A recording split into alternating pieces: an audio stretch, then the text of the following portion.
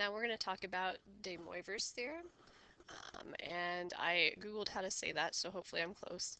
DeMoivre's theorem. When we had a trigonometric form of a complex number that looked like r times cosine theta plus I sine theta, and we're going to combine that with the idea from multiplying and dividing in the last section that says if I want to multiply two complex numbers, I multiply the r's and I add the angles together. Multiply the r's and I add the angles together. So if I want to take z times itself, okay, my r1 and r2 are the same, so this would become r squared. My theta 1 plus theta 2, because these are the same, I would have theta plus theta. So I would have cosine 2 theta plus I sine 2 theta. Maybe I want to take z to the third power, which would be this line times that line. It says I'm going to multiply the two r's together out in front, and then I'm going to add the two angles together. So 2 theta plus 1 theta is 3 theta.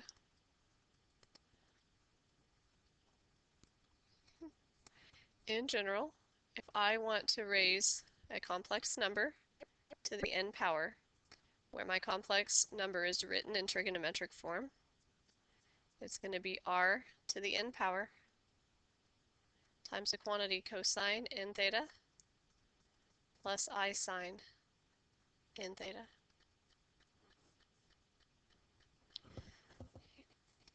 Alright, so we're going to do some examples in this video, and if this doesn't keep things too small, I'm going to try to write over here. So maybe z is equal to -1 minus I. Let's find, let's find its trigonometric form, which means I need to find its r first, which is -1 squared plus -1 squared. Didn't need a bar quite that long, which is the square root of 2. We know that the tangent of theta is b over a, and if I am looking at the vector, the complex number, -1, -1, I know I'm in the third quadrant here. And so the third quadrant, where the tangent is 1, would mean that theta has to be 5 pi over 4.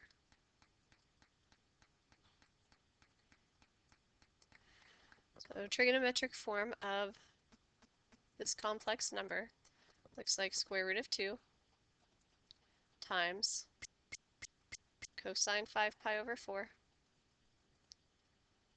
plus I sine 5 pi over 4.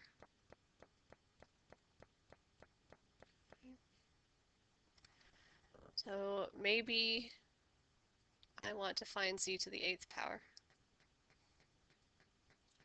If I want to find z to the 8th power, I take r to the 8th power times the cosine of, I'm going to be very literal here, 8 times 5 pi over 4 plus I sine 8 times 5 pi over 4.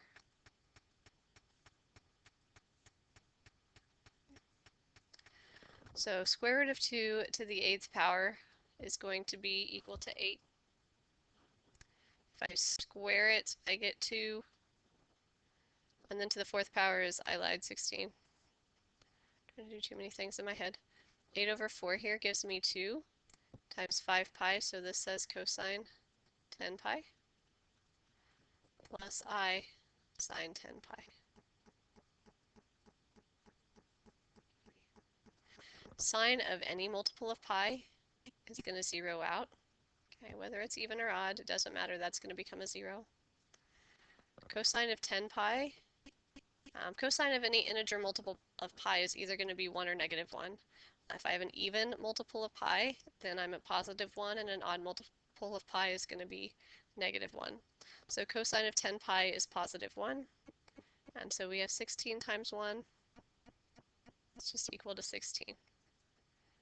If if I take -1 minus I, if I had lots of time on my hands and I was looking for something to do this afternoon, I could take -1 minus I times itself 8 times, and we should get negative, or we should get 16 out of that. Sorry about the stutter. Okay. Let's turn the page and do one more. Okay. Let's take the same number we were just working with, and let's take it to the 6th power instead of the 8th power. The author, a lot of his examples make these things really super nice numbers, but it wouldn't have to be in real life. Okay. So let's raise that to the 6th power. We have cosine of 6, I'll be very literal again, times 5 pi over 4, plus I times sine of 6 times 5 pi over 4. Sorry about the mess. Square root of 2 squared is 2 to the 3rd power. It's going to be 8. This becomes 3/2, so I have cosine of 15 pi over 2.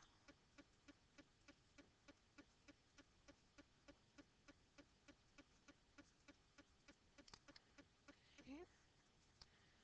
Now, cosine, when we have odd multiples of pi over 2, then that's where our zeros are going to happen, at things like pi over 2 and 3 pi over 2 and so on down the line. So this guy will zero out. And the sine of an odd multiple of pi over 2, I have to think about where I ended up. So 14 pi over 2 is 7 pi, which would be 180 degrees. So 15 pi over 2 is going to be straight down. And straight down meaning the equivalent of 3 pi over 2. So that would be -1 at that point. So -8 I is what that would be equal to. Okay, let's look at z equals 5 square root of 3 minus 5i. Let's find z to the 4th and z to the 6th. Go ahead and pause the video if you would like to, and work on them one at a time, and then come back and see if you're on the right track. Okay, so we find out that r is 10 because we're in the 4th quadrant with a pi over 6 reference angle. We find out that theta is 11 pi over 6, and so here is our complex form of that number.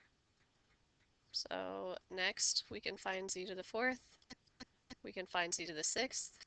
I just wanted to check in with you. You can keep going if you've already gone past this. You can stop and redirect if you need to take a stop off, and then come back and see how you did. All right, 4 times 11 pi over 6 is 22 pi over 3. 22 pi over 3 is in the 3rd quadrant with a pi over 3 reference angle. So cosine of pi over 3 is 1/2, and sine pi over 3 is square root of 3 over 2. In quadrant 3, both are negative. So I lost my negative sign here, and now I'm good with this one.